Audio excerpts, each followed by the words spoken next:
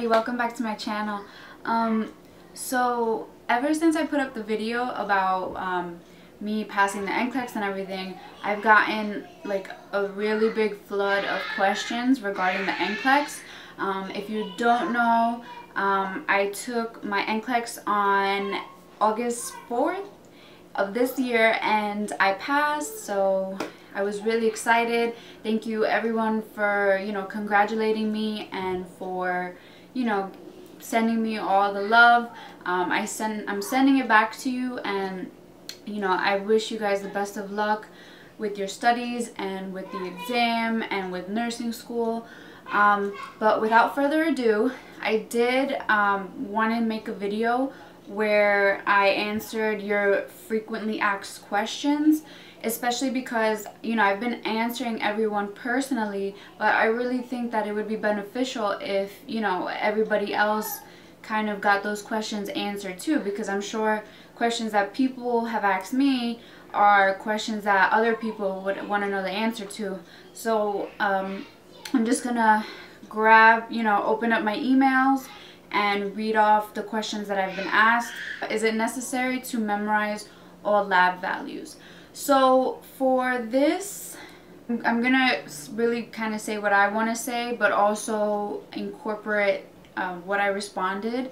So what I responded was, in regards to lab values, I personally memorized the essentials such as sodium, potassium, red blood cell count, platelet count, INR, PTT, BUN, and creatinine.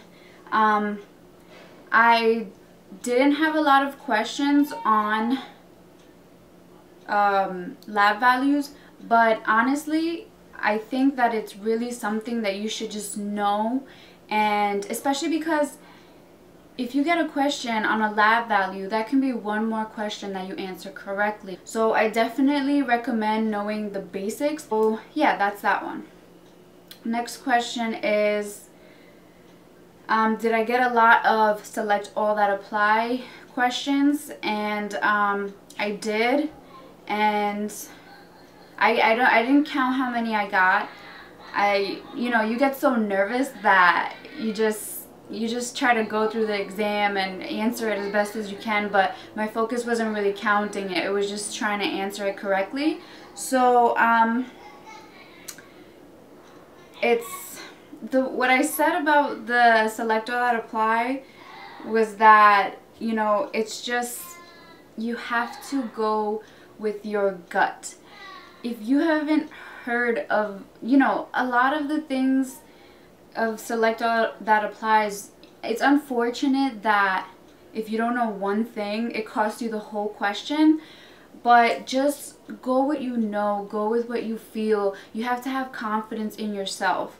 You have to, I'm pretty sure, I don't know what I got right from the select all that applies, but I just really tried to answer it to the best of my ability. If I really never heard of it before, or just something was off about the response, then I just wouldn't answer it.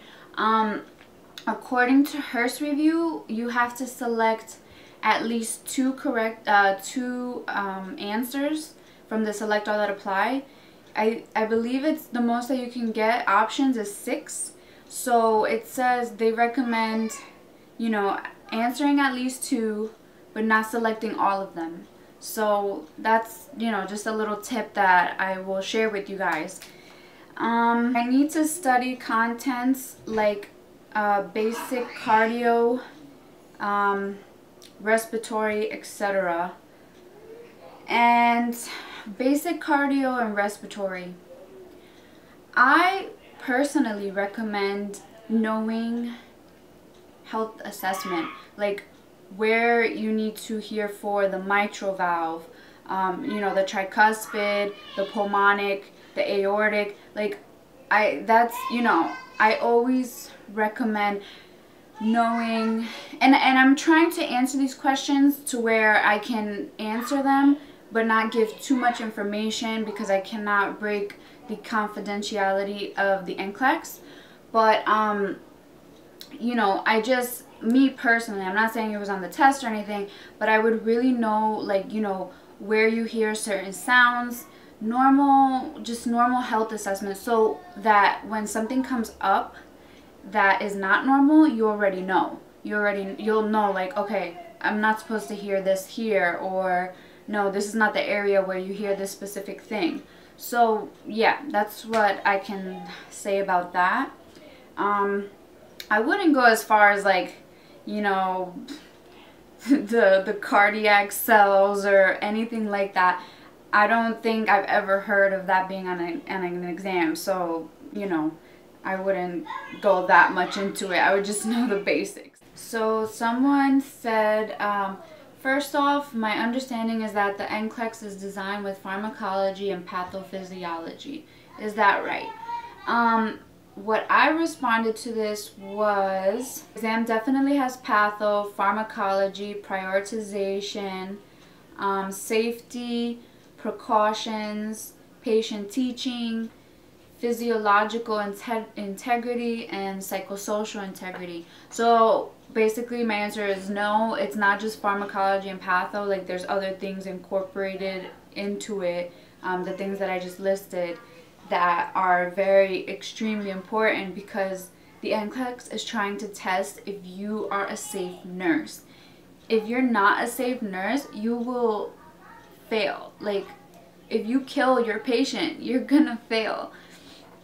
Sorry. And I'm just trying to be straightforward about it, because it's true. No one, you know, you're taking this test to make sure that anyone that is in your care will be safe. And, you know, I would want that too. I want to know that my nurse is not gonna, like, overdose me or something.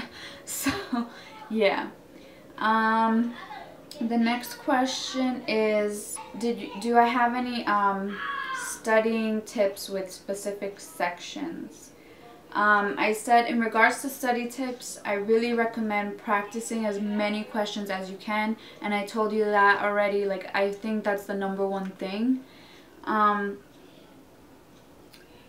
Really try to pick out how to eliminate a bad answer versus a possible answer. I did 2,000 questions by the time I took the exam. And yeah, I said I would also know the basics, like lab values, developmental stages, normal versus abnormal assessment findings, and really know how to prioritize. I said, then somebody asked me about the Hearst review and if that really helped me. The best way, honestly, I only saw a few things on the Hearst review, on the exam. I didn't really see, I studied the whole entire Hearst review, and you know, it was different, but the good thing and the positive thing that I will say about the Hearst review is that it gave me a lot of confidence.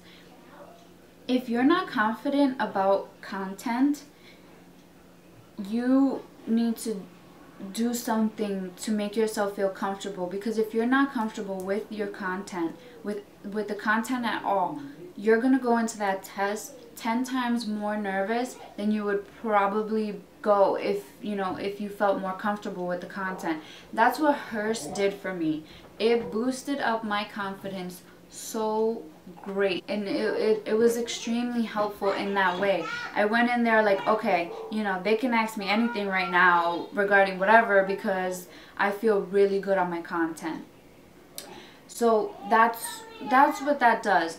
And I'm not saying you have to purchase the Hearst review in order to get that. You can just get a review book. They have review books that goes through content, and you can just, make yourself more familiar like that. I'm a different type of learner. I'm a visual learner, and I like to listen. I'm not one to like sit there and just read and read and read on my own, because I don't know, I get bored. How long did I wait to take the exam after nursing school? I waited May, June, July, August, 3 months. So I graduated in May and I took the exam in August. So I waited 3 months to take the exam.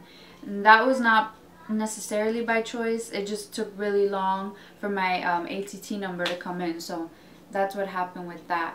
And actually that's it for now. This video has gotten super long, so if you guys want me to do another NCLEX Q&A video, then leave your questions down below and I will gladly answer them all in a video. I will most likely leave it up for the video for a week, and whatever questions I get, I will just do the video on that. If you like this video, don't forget to like, don't forget to subscribe. You can contact me through email. I will leave the link here, and I'm on Instagram too if you guys want to follow me. So it was great talking to you guys. I really hope you guys liked the video.